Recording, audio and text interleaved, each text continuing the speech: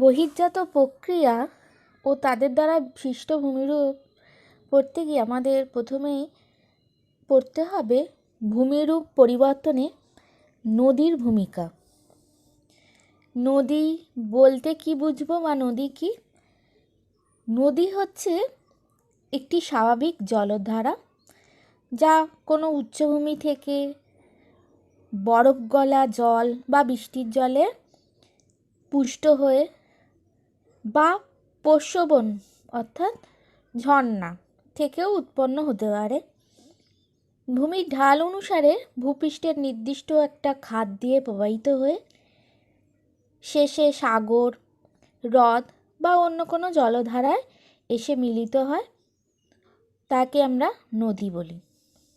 উদাহরণ হিসাবে বলা যায় গঙ্গা, সিন্ধু, ব্রহ্মপুত্র ইত্যাদি। নদী হচ্ছে জলচক্রের একটি গুরুত্বপূর্ণ অংশ। জলচক্রের প্রধান প্রক্রিয়াগুলো কি কি দেখো? বাষ্পীভবন প্রক্রিয়া, ঘনীভবন, অধঃক্ষেপণ, ভূপৃষ্ঠ প্রবাহ, অনুস্রাবণ। নদীর জলের উৎসগুলো কি কি? প্রথম হচ্ছে বৃষ্টি বা তুষার ভরা জল থেকে সৃষ্ট। এছাড়াও হিমবাহ গলা জল থেকে, প্রস্রবণ থেকে বেরিয়ে আসা ভৌমজল থেকে নদীর সৃষ্টি হতে পারে।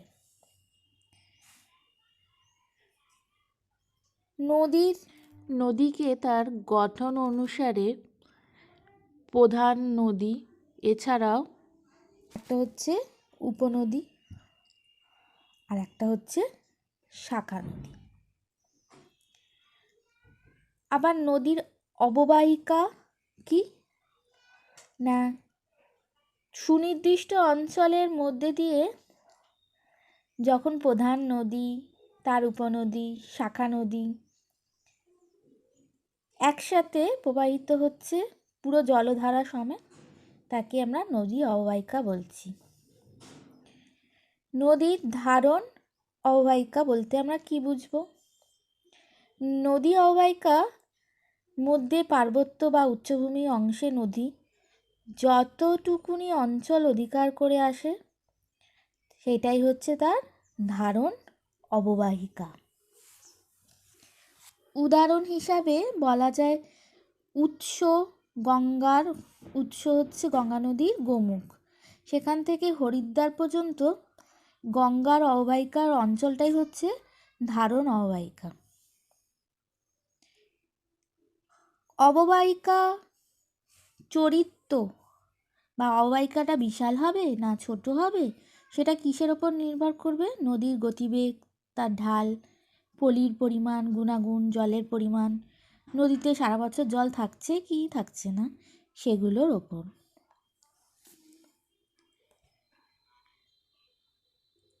নদীর উপত্যকা কাকে বলবো? উৎস থেকে মোহনা পর্যন্ত নদীর উভয় পাশে উচ্চভূমির মধ্যে যে সংকীর্ণ দীর্ঘভূমি, সেটাই হচ্ছে নদী উপত্যকা। নদী খাত কি? নদী উপত্যকার যে অংশের মধ্যে দিয়ে নদীর জলটা বয়ে যায় সেটাই হচ্ছে নদী খাত। দুটোর মধ্যে পার্থক্যটা কি? পার্থক্য হচ্ছে নদীর দোয়াব অঞ্চল কাকে বলবো? দুটি নদীর মধ্যবর্তী অঞ্চলটাই হচ্ছে দোয়াব অঞ্চল। জলবিভাজিকা, যদি কোনো উচ্চভূমি এক বা একাধিক আরও বেশি হতে পারে নদী বা নদী অববাহিকাকে পৃথক করে, তাকে আমরা জলবিভাজিকা বলবো। উদাহরণ হিসাবে বলা যায় পর্বত, পাহাড়, উচ্চ মালভূমি ইত্যাদি ভূমিরূপ জলবিভাজিকা হিসাবে কাজ করে। ভারতে দুটো বিখ্যাত জলবিভাজিকা কি কি? একটা হচ্ছে হিমালয় পার্বত্যভূমি আর একটা হচ্ছে পশ্চিমঘাট পর্বত।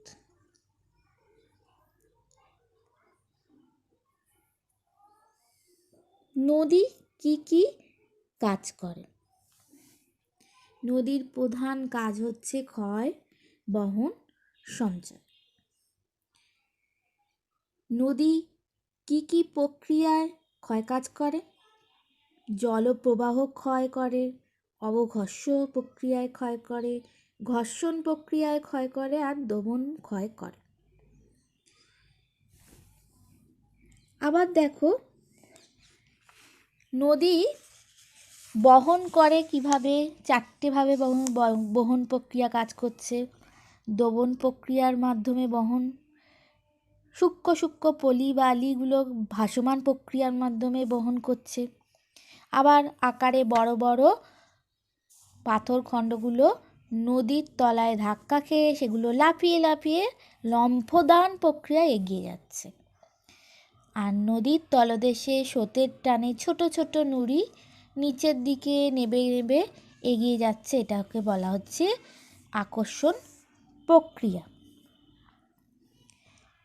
নদীর বহন ক্ষমতা নির্ভর করবে নদীর ঢাল, নদীর গতিবেগ, তার জলের পরিমাণ, প্রবাহিত পদার্থ আর আয়তন নদীর, এই দুটোর উপর নদীর বহন ক্ষমতা নির্ভর করে সবথেকে বেশি।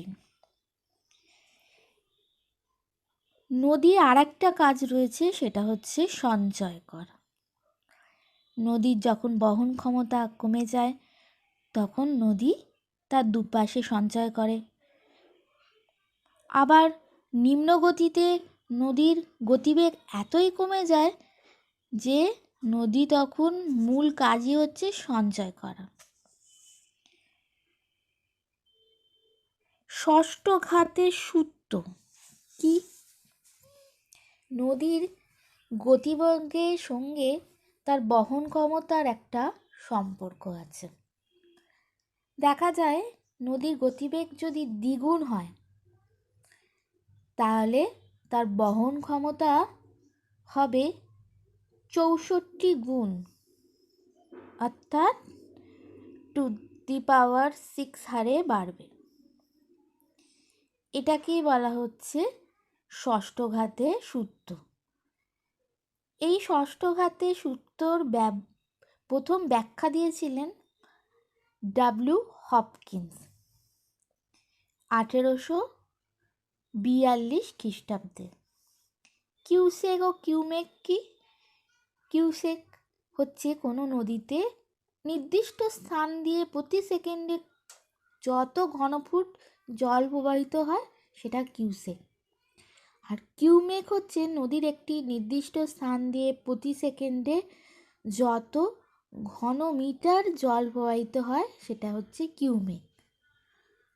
আদর্শ নদী কাকে বলবো? যে নদীর তিনটি গতি সুস্পষ্ট।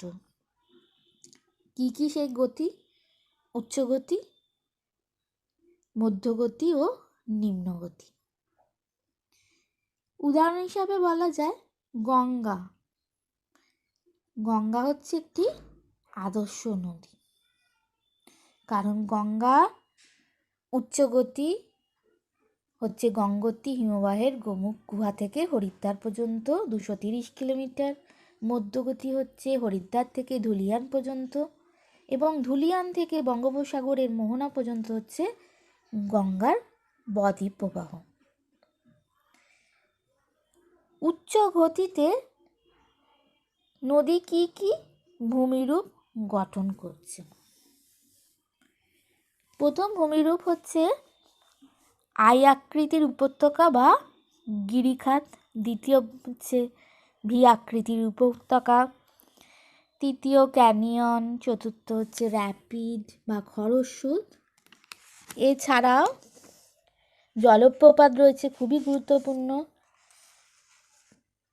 ষষ্ঠ হচ্ছে প্রপাতকূপ, সপ্তম মন্থকূপ বা পটল, 8 নম্বর ভূমিরূপ হচ্ছে শৃঙ্খলিত শৈলশিরা। এগুলোই প্রধান। আজকে আমরা আলোচনা করব নদী উচ্চগতিতে ভূমিরূপগুলো। আই আকৃতির উপত্যকা বা গিরিখাত। উচ্চগতিতে ভূমির উচ্চতা ও ঢাল বেশি থাকার জন্য নদীর মধ্যে পাথর আর বোল্ডারের পরিমাণও বেশি থাকে। ফলে নদী কী করছে, অবঘর্ষ পদ্ধতিতে নিচের দিকে ক্ষয় করছে, কিন্তু তার তুলনায় পার্শ্ব ক্ষয়টা কম হচ্ছে।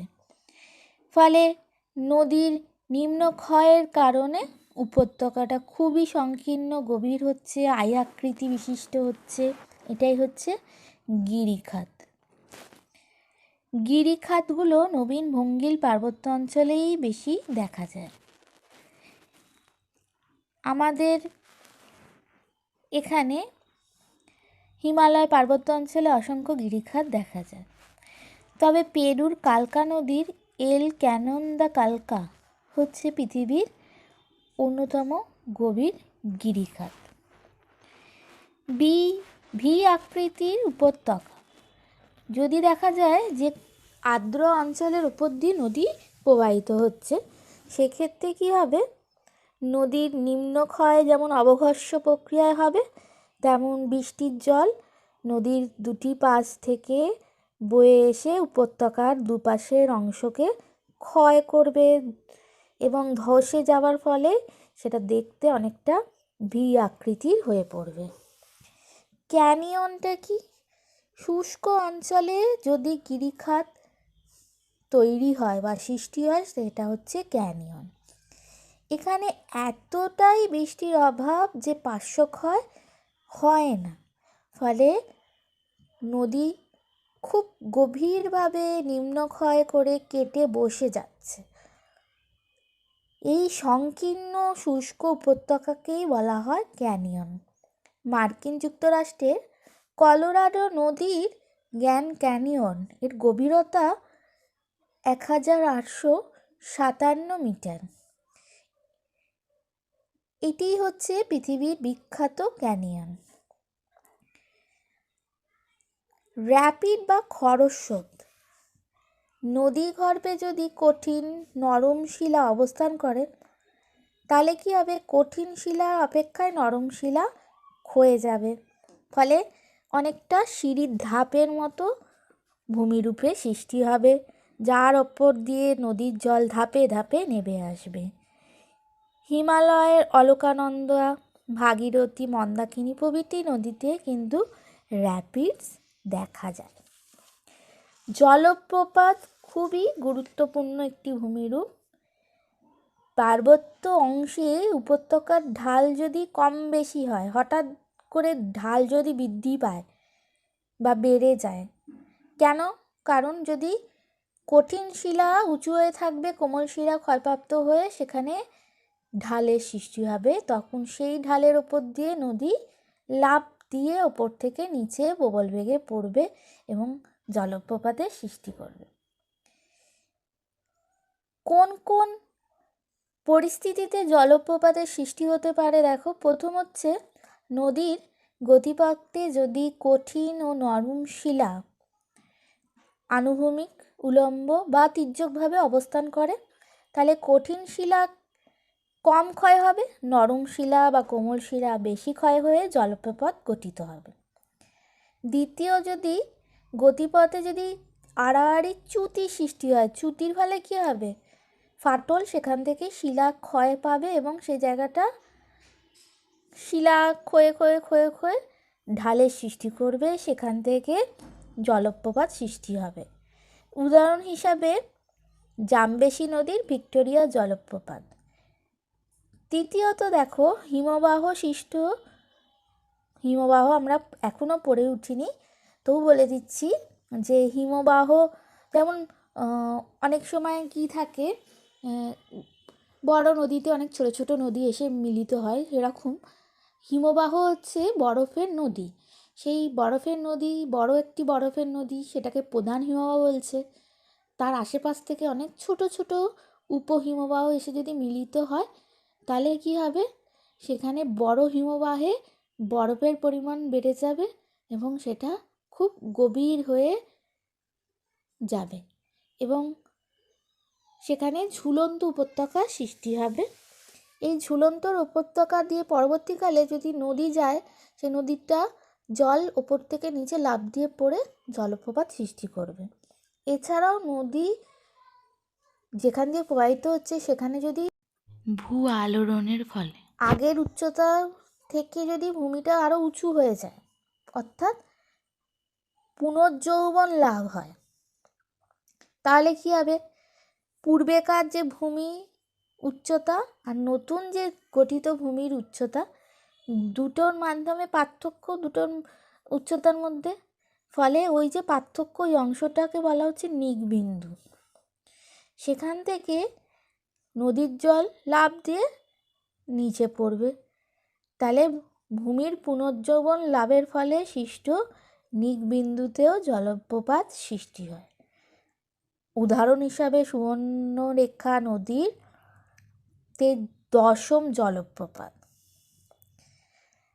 জলপ্রপাতগুলো পশ্চাৎ অপসারণ করে, সেটা আবার কী জিনিস?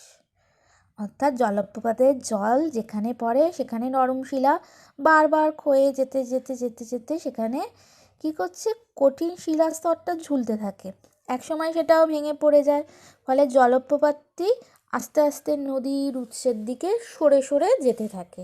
এটাকেই বলা হচ্ছে জলপ্রপাতের পশ্চাৎ অপসারণ।